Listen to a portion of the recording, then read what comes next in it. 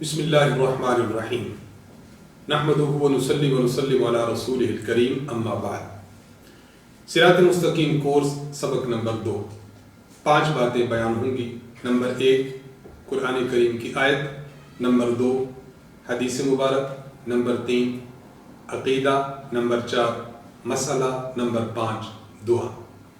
Start لیتے ہیں قرآن مجید کی آیت سے۔ قرآن مجید کی جو آیت آپ کے سامنے پیش کر رہے ہیں اسے تسمیہ کہتے ہیں، یعنی بسم اللہ الرحمن الرحیم۔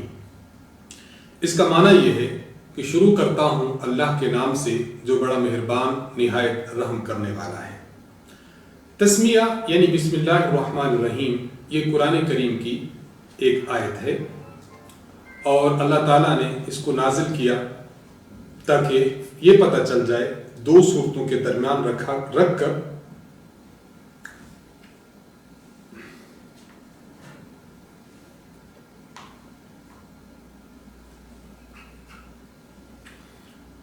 بسم اللہ الرحمن الرحیم نحمدہ ونصلی ونسلم علی رسولہ الکریم اما بعد۔ صراط مستقیم کورس سبق نمبر 2۔ آج کے سبق میں بھی انشاءاللہ 5 باتیں بیان ہوں گی۔ نمبر 1 قرآن کریم کی آیت، نمبر 2 حدیث مبارک، نمبر 3 عقیدہ، نمبر 4 مسئلہ، نمبر 5 دعا۔ تو آئیے سٹارٹ لیتے ہیں قرآن مجید کی آیت سے۔ قرآن مجید کی جو آیت سبق نمبر 2 کے شروع میں لکھی گئی ہے وہ آیت ہے تسمیہ، یعنی بسم اللہ الرحمن الرحیم۔ اس کا معنی یہ ہے کہ شروع کرتا ہوں اللہ کے نام سے جو بڑا مہربان اور نہایت رحم کرنے والا ہے۔ تسمیہ یعنی بسم اللہ الرحمن الرحیم یہ قرآن کریم کی آیت ہے، اور اللہ تعالیٰ نے اس کو نازل کیا ہے 2 صورتوں کے درمیان اس کو رکھا جاتا ہے، یہ بتانے کے لیے کہ پہلی صورت اس مقام پر ختم ہو گئی اور دوسری صورت یہاں سے سٹارٹ ہو گئی۔ اس لیے بسم اللہ الرحمن الرحیم یہ کسی خاص صورت کا جز اور پارٹ نہیں ہے، بلکہ یہ نازل اس لیے ہوئی ہے تاکہ 2 صورتوں کے درمیان فرق کیا جائے، ڈیفرینشیٹ کے لیے، تاکہ یہ پتہ چل جائے کہ یہ الگ صورت ہے اور یہ الگ صورت ہے۔ اس لیے آپ کو ہر صورت کے شروع میں بسم اللہ الرحمن الرحیم لکھی ہوئی نظر آئے گی، لیکن سورۃ التوبہ جسے سورۃ البراۃ کہتے ہیں اس کے شروع میں بسم اللہ الرحمن الرحیم لکھا ہوا نہیں ہوتا۔ اب ایک بندہ سورۃ التوبہ سے شروع کر رہا ہو یا سورۃ التوبہ سے پہلے سورت کو آگے لے کر آ رہا ہو تو اب اس کو کیسے پڑھے؟ تو علماء نے مسئلہ لکھا ہے، اس کو بھی آپ اچھی طرح سمجھ لیجئے۔ مسئلہ یہ لکھا ہے کہ اگر کوئی شخص سٹارٹ ہی یہاں سے لیتا ہے سورۃ البراۃ سے، جس کے شروع میں بسم اللہ الرحمن الرحیم نہیں ہے، اب اس کو چاہیے یوں پڑھے، اعوذ باللہ من الشیطان الرجیم بسم اللہ الرحمن الرحیم براۃ من اللہ۔ اب جب سٹارٹ لے رہا ہے تو آپ اعوذ باللہ اور بسم اللہ پڑھے۔ اور اگر یہ شخص سورۃ البراۃ اور توبہ سے پہلے جو سورت ہے وہاں سے سٹارٹ لے کے آ رہا ہے، اب اس کو درمیان میں بسم اللہ الرحمن الرحیم نہیں پڑھنی چاہیے، بس پہلی سورت جو پڑھتا آ رہا ہے وہ پڑھ لے، اس کے بعد براۃ من اللہ ورسولہ یہ پڑھ لیا جائے۔ حدیث مبارک، امام نماز میں بسم اللہ الرحمن الرحیم آہستہ پڑھے۔ حدیث مبارک صحیح مسلم جلد نمبر 1 اور صفحہ نمبر 172۔ ان انس رضی اللہ عنہ قال صلیت مع رسول اللہ صلی اللہ علیہ وسلم وابی بکر وعمر وعثمان رضی اللہ عنہم فلم اسمع احد منہم یقرأ بسم اللہ الرحمن الرحیم۔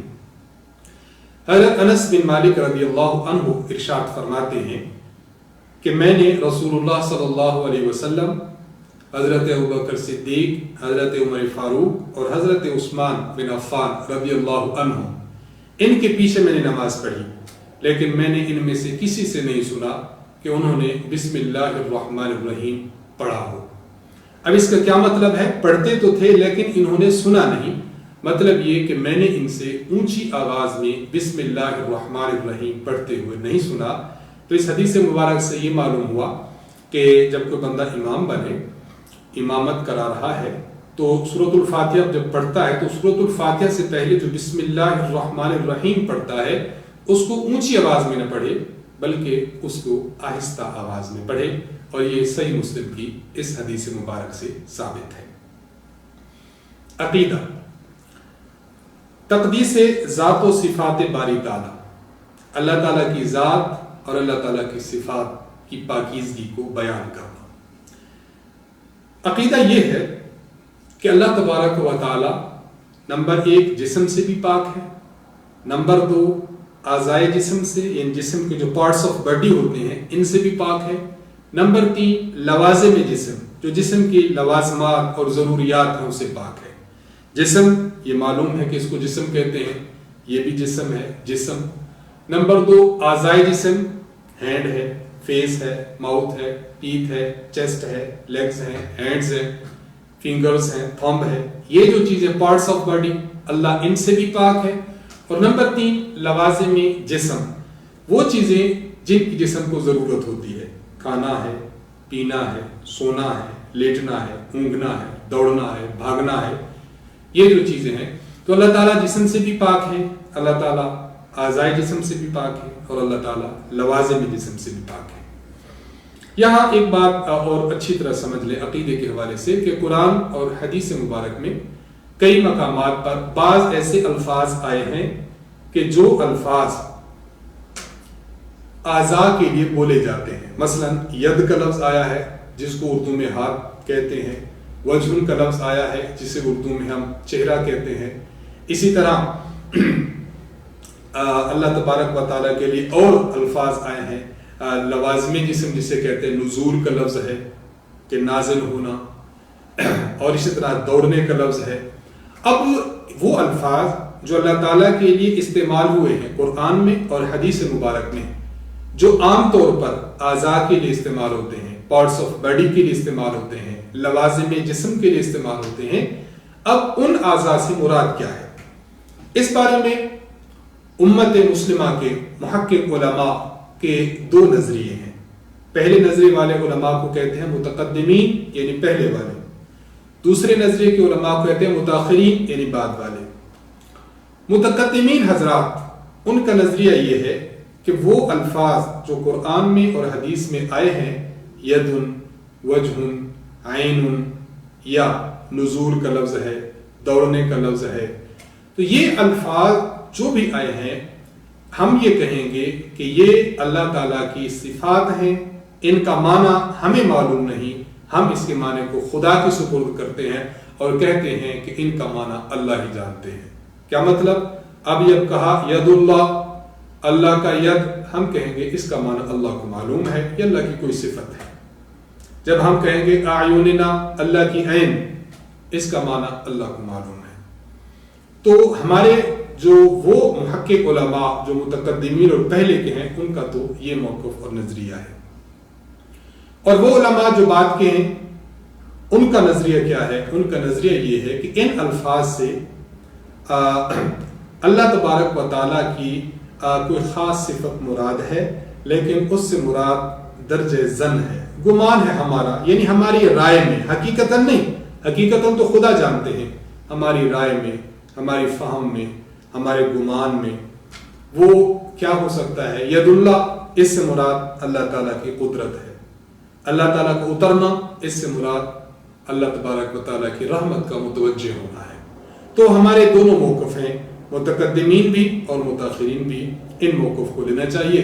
اس پر اگر مستقل کسی نے مسئلہ سمجھنا ہو تفصیل کے ساتھ اور پوری ڈیٹیل کے ساتھ تو ہمارے استاد محترم حضرت متکلم اسلام مولانا محمد الیاس محمد دامت برکاتہم آپ کے بیانات اور آپ کے اس ٹاپک پر جو لیکچرز ہیں وہ ہمارے یوٹیوب پر اور ہمارے فیس بک کے پیج پر موجود ہیں، آپ انہیں ملاحظہ کر سکتے ہیں۔ نمبر 4 مسئلہ نجاست حکمیہ۔ ہم نے پہلے سبق میں یہ بات کی تھی کہ نجاست کی 2 قسمیں تھیں، نجاست حقیقیہ اور نجاست حکمیہ۔ آج کے سبق میں نجاست حکمیہ کی بات ہے۔ نجاست حکمیہ اس کی 2 قسمیں ہیں، نمبر 1 حدث اکبر، نمبر 2 حدث اصغر۔ حدث اکبر اور حدث اصغر ہم دیکھتے ہیں حدث اصغر کیا ہے. اگر کوئی شخص ایسی نجاست حکمیہ کے ساتھ ہے کہ جو نظر نہیں آتی لیکن چھوٹی ہے تو وہ حدث اصغر ہے. مثال کے طور پر ایک بندہ بے وضو ہو جاتا ہے تو ہم یہ کہیں گے کہ اس کو حدث اصغر لاحق ہے. حدث اصغر کیسے دور کی جائے؟ اس کے دو طریقے ہیں. نمبر ایک بندہ بے وضو ہے، اب اس کو بے وضوئی کو دور کیسے کرے؟ اس کے لیے کہ وضو کر لے تو یہ نجاست یعنی حدث اصغر ختم ہو جائے گی. یا اگر پانی کے استعمال کرنے پر قادر نہیں ہے، کچھ مسئلہ ہے اس کا، تو پھر تیمم کر لے تو تیمم سے بھی حدث اصغر ختم ہو جاتا ہے. نمبر 2 حدث اکبر. حدث اکبر کا مطلب نجاست حکمیہ کی بڑی نجاست. حدث اکبر جو ہے وہ 3 طریقوں سے بندے کو لاحق ہوتا ہے. نمبر 1 جنابت سے. خاوند اور بیوی ملتے ہیں تو حدث اکبر لاحق ہو جاتا ہے، جسے ہم یوں بھی کہہ سکتے ہیں کہ شہوت کے ساتھ اگر انسان کی منی اپنی جگہ سے جدا ہو اور جسم سے خارج ہو جائے تو حدث اکبر لاحق ہوتا ہے. انسان سو رہا تھا، برا خیال اس کو خواب آیا تو یہ حدث اکبر لاحق ہو گیا. بیوی سے ملا، حدث اکبر لاحق ہو گیا. نمبر 2 حیض سے. ایک خاتون ہے، خاتون کو جو ڈیٹ آتی ہے، مینسز آتے ہیں، تو مینسز جب اس کے ختم ہوتے ہیں تو ختم ہونے پر اس کو یہ حدث لاحق ہوتا ہے. اب اس کے لیے غسل کرنا ضروری ہے. اور نمبر 3 جب عورت بچہ جنتی ہے تو بچہ جننے پر اس کو جو کم از کم کی کوئی حد نہیں اور زیادہ سے زیادہ جو خون آتا ہے اس کی جو مدت ہے وہ 40 دن ہے.